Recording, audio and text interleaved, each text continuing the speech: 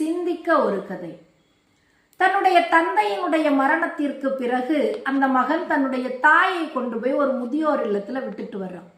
விட்டுட்டு வந்தவன் அவ்வப்பொழுது தன்னுடைய தாயை சென்று சந்தித்து வருவது வழக்கம்.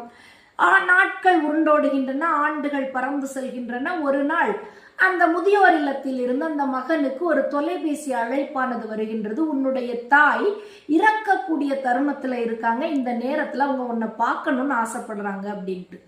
உடனே இந்த மகன் துடித்து போய் மிகவும் வேகமாக அந்த முதியோர் இல்லத்தை நோக்கி ஓடி வர்றான். அந்த தாயானவள் தன்னுடைய இறுதி பயணத்திற்கு தன்னை தயார்படுத்தி கொண்டிருக்கின்றாள். ஆனா உயிர் இன்னும் பிரிய இல்லை. தன்னுடைய மகன்கிட்ட பேசணும்னு சொல்லிட்டு ஆசைப்படுறாங்க. பையன் கேட்குறான், என்னம்மா என்கிட்ட பேசணும் அப்படின்ட்டு. மிகவும் மெல்லிய குரல்ல அந்த தாய் சொல்றாங்க, மகனே, இந்த முதியோர் இல்லத்துக்கு நீ சில மின்விசிறிகளை வாங்கி மாட்டி கொடுக்கணும் அப்படின்னு சொல்லிட்டு சொல்றாங்க.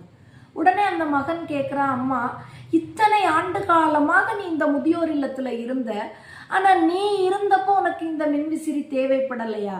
அப்பெல்லாம் நீ இதை கேட்கவே இல்லையா? ஆனா இன்னும் சில நொடிகளில் உன்னுடைய உயிரானது உன்னை விட்டு பிரிய போது இந்த நேரத்துல நீ இந்த மின்விசிறியை கேட்பதற்கான காரணம் என்ன அப்படின்னு சொல்லிட்டு கேட்கிறான். உடனே அந்த தாய் அந்த மகன்கிட்ட சொல்றாங்க, மகனே, நான் கடுமையான வெயிலையும் மிகுந்த கொசுக்கடியையும் இந்த முதியோர் இல்லத்துல சந்திச்சு பழகிட்டேன். அது எனக்கு பழக்கப்பட்ட ஒரு விஷயம். ஆனால் நாளை உன் மகன் உன்னை இந்த முதியோர் இல்லத்துல கொண்டு வந்து விட்டா அப்படின்னு சொல்லிட்டு சொன்னா, இந்த வெயிலையும் இந்த கொசுக்கடியையும் உன்னால் தாங்கிக் கொள்ள முடியாது. அதற்காகத்தானா இந்த மின்விசிறிகளை இந்த முதியோர் இல்லத்துக்கு பொருத்தி கொடுக்க சொல்றேன் அப்படின்னு சொல்லிட்டு சொல்றாங்க.